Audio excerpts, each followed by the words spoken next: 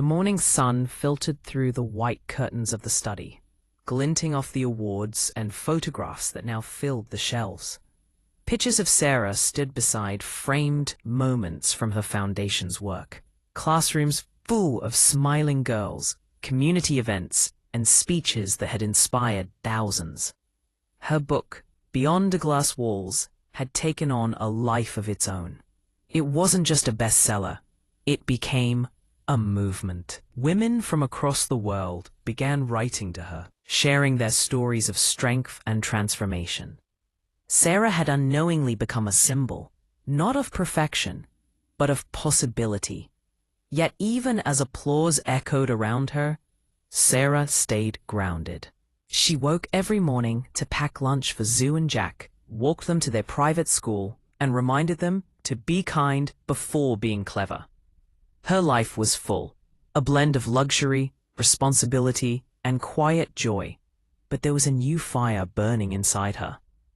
One morning, as she sat in her office at the Carter Foundation, a message arrived from the United Nations, inviting her to speak at their Global Education Summit in Geneva.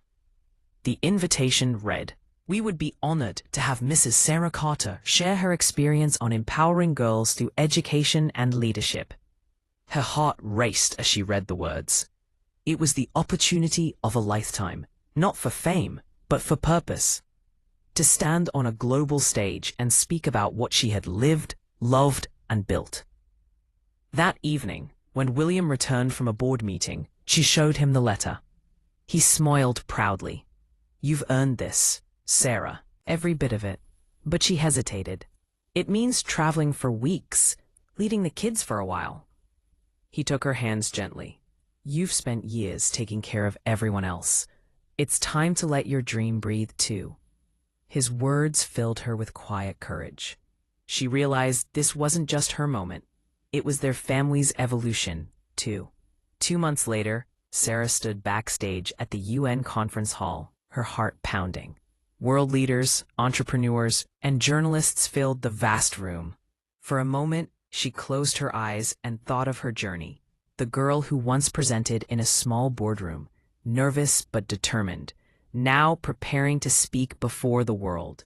When her name was announced, she stepped onto the stage in a simple ivory gown, elegant yet humble, the same way she had lived her life. "Good morning," she began softly. "My name is Sarah Carter. I was not born into privilege, but into possibility." Her voice grew steadier with each word. She spoke about her humble beginnings, the barriers women face, and how education had changed not only her life, but the lives of thousands of girls through her foundation.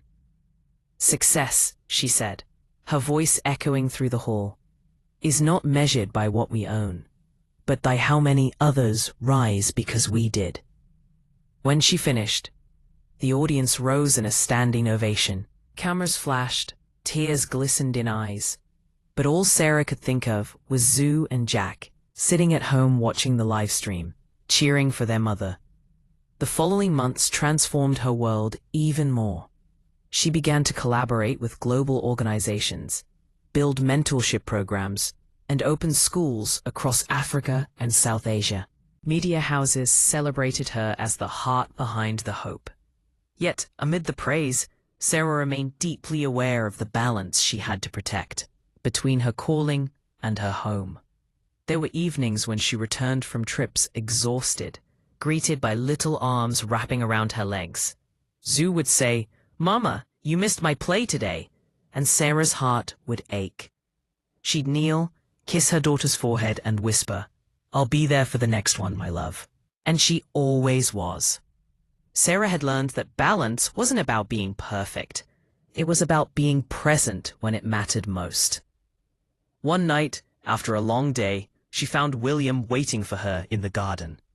The sky was painted with shades of twilight, and the scent of roses drifted in the breeze. He smiled as she approached. "Do you realize," he said softly, "you've become everything you once dreamed of?" She sat beside him, her eyes gentle. "I dreamed of making a difference, yes. But the real dream," she said, turning toward him, "was finding love strong enough to let me grow." He reached for her hand. And I dreamed of finding someone who could teach me that success means more than numbers. They sat together under the stars, the same way they had years ago, only now with hearts fuller, lives richer, and souls more connected than ever. Months later, Sarah launched a new initiative, Project Bloom, a mentorship network connecting young women leaders from around the world. The Carter Mansion became a hub of activity, meetings, workshops, planning sessions. Zoo and Jack often peeked in curiously, watching their mother lead teams with grace and fire. "Mom," Jack asked one day, "do you ever get scared talking to so many people?" Sarah smiled. "All the time. But courage doesn't mean not being afraid, sweetheart. It means doing it anyway." He grinned. "Then you're the bravest person I know." Her eyes softened. "No, Jack. The bravest people are the ones who never stop learning how to love." As her foundation reached new heights, Sarah received another honor, a feature in Time magazine as one of the top 50 women changing the world.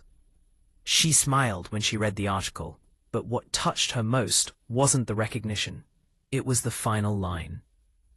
Sarah Carter's story reminds us that the true mark of success is the lives we touch and the hearts we heal. That night, she framed the article not for the prestige, but to remind her children and herself of what truly mattered. She often said in her speeches, "Asi, perfection is a mirage. Progress is real. Love is the compass." And it was love, steady, unconditional, human, that became her North Star. On her 10th wedding anniversary, William surprised her with a private dinner in the mansion garden. The entire place glowed with candles and fairy lights. Zoo and Jack had helped decorate, leaving little notes that read, "We love you, Mama and Daddy."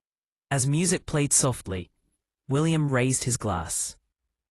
"To the woman who taught me that empires are built not with money, but with meaning," Sarah smiled through tears.